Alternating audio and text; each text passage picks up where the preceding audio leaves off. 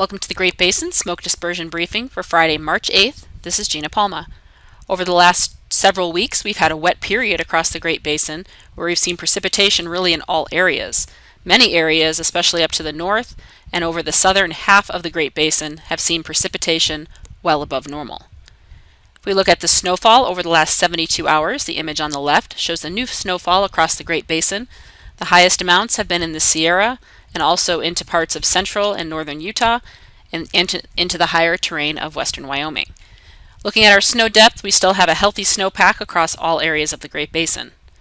And looking at our current snowpack numbers, you can see again all areas are above normal for the Great Basin. The areas that are largely above normal are parts of Utah in the higher terrain and over into Nevada. The satellite loop from this morning shows another storm over the Pacific Northwest, which will continue pushing south and east through the Great Basin.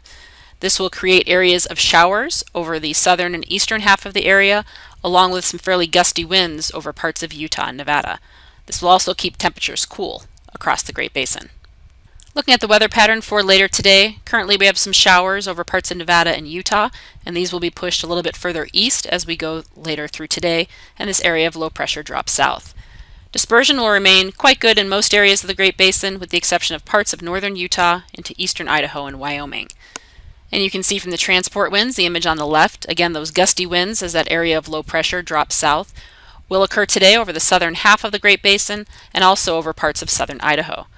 Mixing heights will remain high in the far south and low to moderate over the northern half of the region. As we move into Saturday, this first area of low pressure starts to drop further south and taps into another low off the west coast, and this will allow for more wet weather to spread across the Great Basin through the weekend. Looking at dispersion, again, most areas will see fairly good dispersion with the exception of pockets of some of the valleys over parts of Idaho, northern Utah, and western Nevada.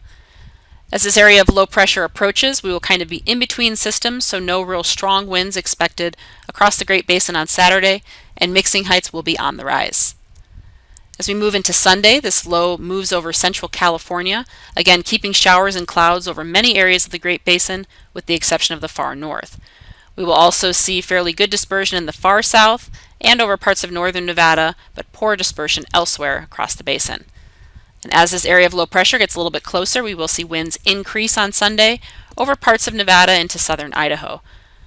And looking at mixing heights, they will be the highest over the Arizona Strip, southern Nevada, and southern Utah, and much lower as you move further north.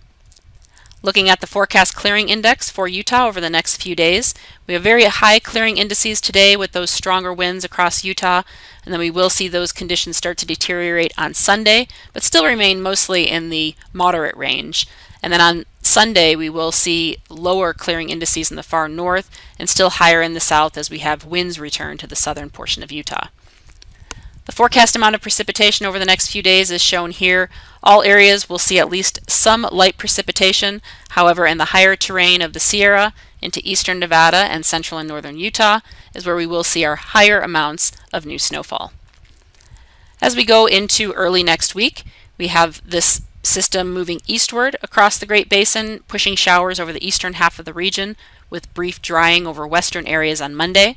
And we will see much lighter winds over the northern half of the region on Monday with poor dispersion and still some breezy winds down south, keeping the ventilation index much higher. As we move into Tuesday, we see more moisture moving in, dropping now down from the north. So we will continue to see below normal temperatures as we go through the next week, with storms impacting the area every few days. So this will be another round of some precipitation on Tuesday. Dispersion will remain poor over northern areas and start to improve over southern and western areas. On Wednesday, this area of low pressure drops south and east, so it will push any showers or precipitation over the eastern half of the region, along with some cloudy conditions and brief ridging of high pressure over the west coast. Dispersion will remain good as this system does drop south. We'll see breezy west winds across much of Nevada into western Utah. The only exception will be over the rest of Utah into eastern Idaho and Wyoming, where dispersion will be somewhat less.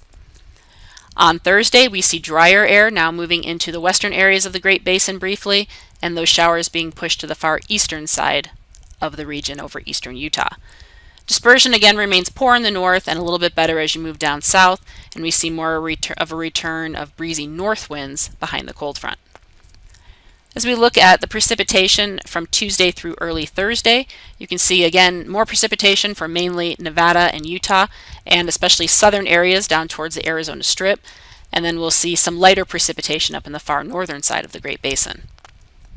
Looking at our 8 to 14 day outlook, which takes us into the second and third week of March, we still see below normal temperatures really affecting much of the Great Basin, with the exception of California and to the far west side. And then precipitation, we should start to see a drier pattern return as we get towards the third week in March, with possibly some below normal precipitation. That concludes our webcast for today. Check back on Monday for the latest updates.